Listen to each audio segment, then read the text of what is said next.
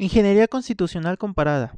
Una investigación de estructuras, incentivos y resultados por Giovanni Sartori. Habiendo analizado previamente los sistemas puros, es decir, el presidencialismo y el parlamentarismo, en esta tercera parte de la lectura, el autor corresponde hablar de una forma mixta de estos dos, el cual vendría a ser el semipresidencialismo. Por lo cual, en este presente video me dedicaré a hablar acerca de lo que opina el autor acerca de esta forma. Comenzaremos por definirla, alguna de sus formas, cómo se ha aplicado en distintos países, entre otras cuestiones. Y finalmente, pues cuál es la conclusión del autor al respecto de cuál es el mejor sistema. Así que sin más, procedo a la reflexión de la lectura. Capítulo 7. El semipresidencialismo.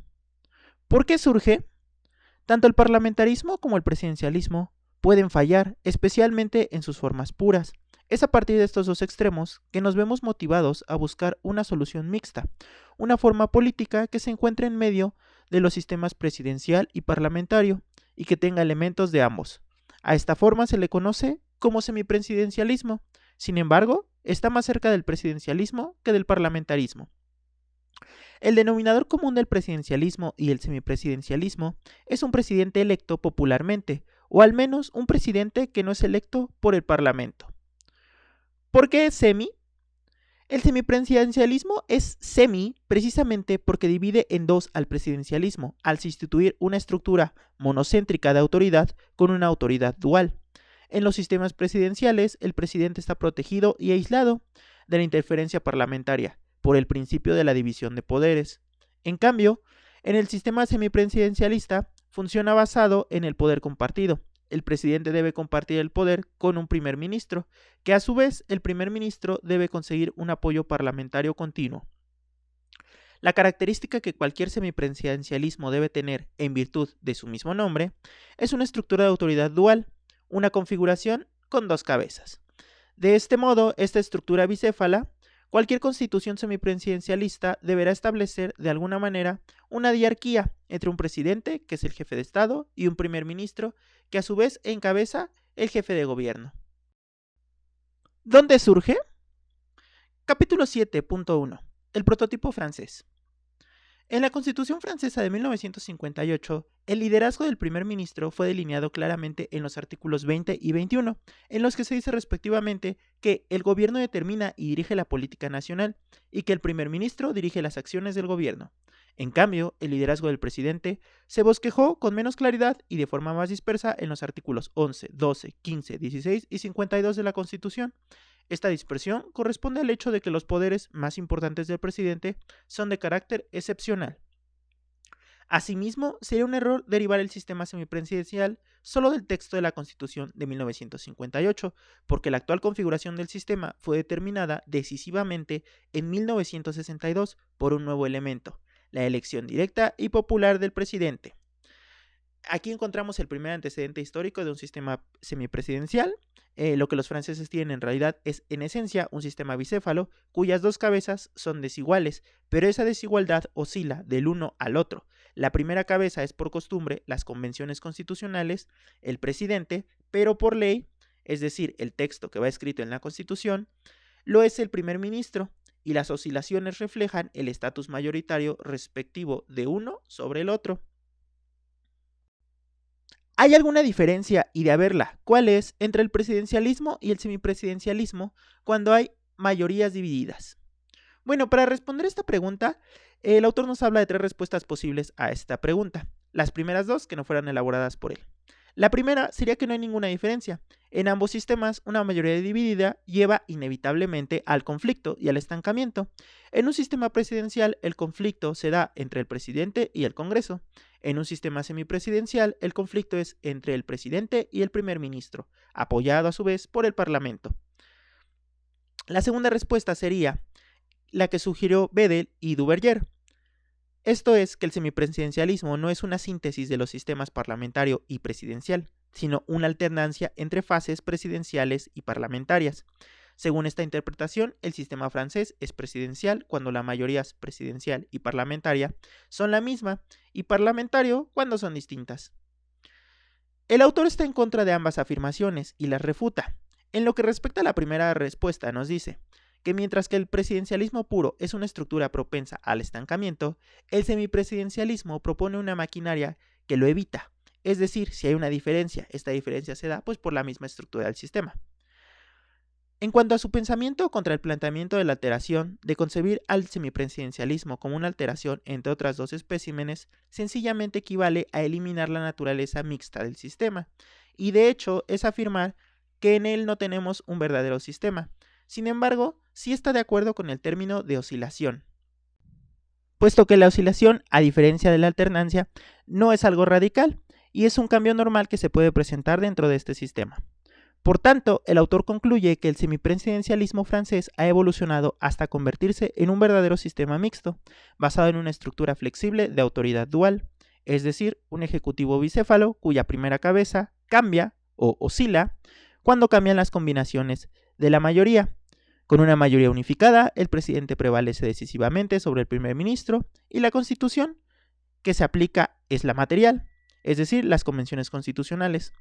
A la inversa y alternativamente, con una mayoría dividida, el que prevalece es el primer ministro, apoyado por su propio parlamento, y también porque la constitución formal lo que establece por escrito apoya su pretensión de gobernar por derecho propio. Capítulo 7.2. Casos similares y diferentes. ¿A qué otros países se puede clasificar como semipresidenciales? Bueno, la lista de países ordenados cronológicamente por Duverger sería: el primer caso lo tenemos en Francia, posteriormente Alemania de Weimar con la Constitución de 1919-1933, Portugal y Sri Lanka, que también están basadas en el modelo francés, y por último Austria e Islandia e Irlanda en 1980. En 1993, Sugar y Carey modificaron en dos aspectos, pues ubicaron a Irlanda entre los sistemas parlamentarios y a Weimar y Sri Lanka en una nueva categoría, la de los sistemas parlamentarios presidenciales. Esta última clasificación es innecesaria para Sartori, puesto que no tiene un carácter definitorio y no se diferenciaría mucho de llamarla semipresidencial. Es decir, no tiene caso crear una nueva categoría donde solamente encajen dos países. Como se pueden ver según estas dos listas, el semipresidencialismo resulta ser un conjunto de sistemas dispares que es imposible definir.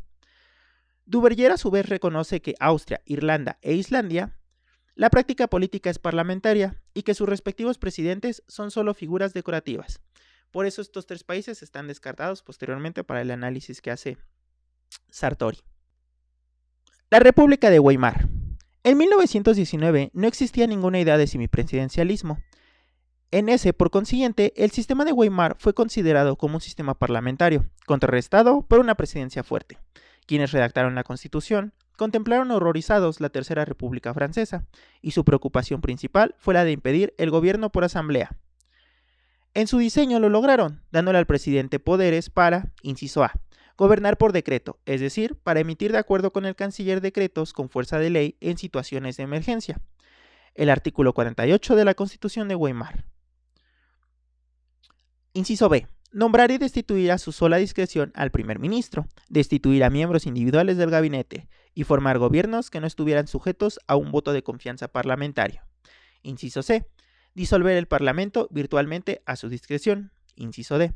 Someter cualquier ley aprobada por el Reichstag al referéndum popular, en lugar del poder de veto. Sin embargo, en condiciones normales, la mayor parte del trabajo legislativo correspondía al Reichstag, que era como se le conocía al Parlamento. Portugal. Su sistema semipresidencial duró entre 1976 y 1982. Fue el más corto de ellos. La lección que nos da es que resulta inseguro inaugurar un sistema semipresidencial con un presidente minoritario y, peor aún, con un presidente que no tiene el apoyo de un partido. A menos que el semipresidencialismo consiga en sus inicios una prolongada serie de mayorías indivisas que consolide sus cimientos, la presencia demasiado pronta de mayorías divididas puede someter a una excesiva presión al delicado equilibrio de la cohabitación. Esto fue en esencia lo que ocurrió en Portugal. Sri Lanka. También se inspiró en el modelo francés.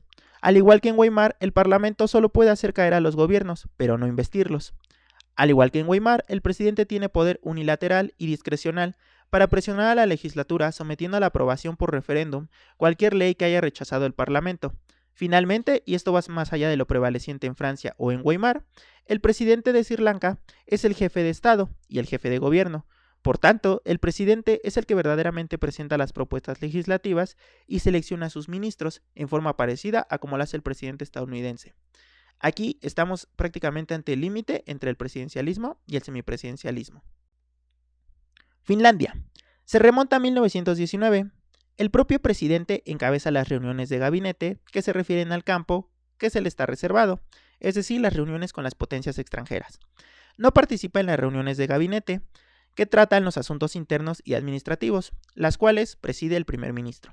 En todos los demás aspectos, Finlandia funciona como un sistema parlamentario normal, en que el parlamento elige y destituye a los gobiernos. Capítulo 7.3. La definición de los sistemas presidenciales. Inicia hablándonos Sartori que un sistema político es semipresidencial si se aplican conjuntamente las siguientes características. La primera, el jefe de Estado o el presidente es elegido por el voto popular, ya sea directa o indirectamente, para un periodo predeterminado en el cargo. La segunda, el jefe de Estado comparte el poder ejecutivo con un primer ministro, con lo que se establece una estructura de autoridad dual, cuyos tres criterios definitorios son, a su vez, primero, el presidente es independiente del Parlamento, pero no se le permite gobernar solo o directamente, y en consecuencia su voluntad debe ser canalizada y procesada por medio de su gobierno. Segunda, de la otra parte, el primer ministro y su gabinete son independientes del presidente, porque dependen del Parlamento, están sujetos al voto de confianza y o al voto de censura, y en ambos casos requieren el apoyo de una mayoritaria parlamentaria. Y por último, la estructura de autoridad dual del semipresidencialismo permite diferentes balances de poder, así como predominios de poder variables dentro del Ejecutivo, bajo la rigurosa condición de que el potencial de autonomía de cada unidad componente del Ejecutivo subsista. Está claro que una forma mixta nunca es tan sencilla como una forma pura, pues tiene más elementos, y a su vez a esto se le suma la interacción dual de estos elementos en este modelo híbrido. Capítulo 7.4. ¿Cuál es mejor? La mejor forma es la que funciona mejor al aplicarse. Una conclusión que también implica que no es posible evadir el contexto. Por ejemplo, a los latinoamericanos se les aconseja que adopten el parlamentarismo, pero los franceses lo han abandonado con alivio. Muchos ingleses a su vez están frustrados por la camisa de fuerza de su sistema bipartidista, pero los italianos piensan que el sistema inglés es de hecho grandioso. Es decir, se debe hacer el análisis en base al contexto del país donde vivamos, porque bueno, pueden ser que las condiciones de un lado sean muy diferentes, los cuales sí que se permitiría que se beneficien y se nutran de un sistema semipresidencial, o en todo caso de presidencial o parlamentario, sin embargo no es algo que puede ser aplicado a rasgos generales. Por lo general estamos justificados cuando criticamos al sistema político en el que vivimos, pero con igual frecuencia nos equivocamos al evaluar sus posibilidades y los beneficios que esperamos de ellas. El semipresidencialismo es mejor que el presidencialismo, pues países que tienen la intención de abandonar el presidencialismo harían bien en optar prudentemente por el semipresidencialismo. Esta sería la sugerencia de Sartori. Debido a que la transición del sistema sería más amena y comparte mucho de aquello que ya conocen, y a diferencia de un cambio radical como lo sería una visión hacia el parlamentarismo, donde el sistema es totalmente diferente y pues se puede prestar más a la incertidumbre y el miedo en las cuestiones políticas. Por último, termina con: ¿es válido el mismo consejo simétricamente y para el otro extremo en el caso de los países que desean abandonar el parlamentarismo? La respuesta es que no. Debido a que la estructura es diferente, el principal problema es que la implantación de los sistemas de un primer ministro no se puede hacer mediante un diseño constitucional. Termina diciendo que su argumento no es que en el contexto del parlamentarismo que el semipresidencialismo sea mejor que optar por un semiparlamentarismo, sino más bien que es más fácil de aplicar. En conclusión, termina por recomendar generalmente al semipresidencialismo a los partidarios del cambio, con reservas, puesto que el semipresidencialismo deja muchos problemas sin resolver. Además, es un sistema algo frágil, por lo cual en este punto de la lectura aún no se atreve a decir que el sistema mixto es el mejor, sino que lo dejará para más adelante.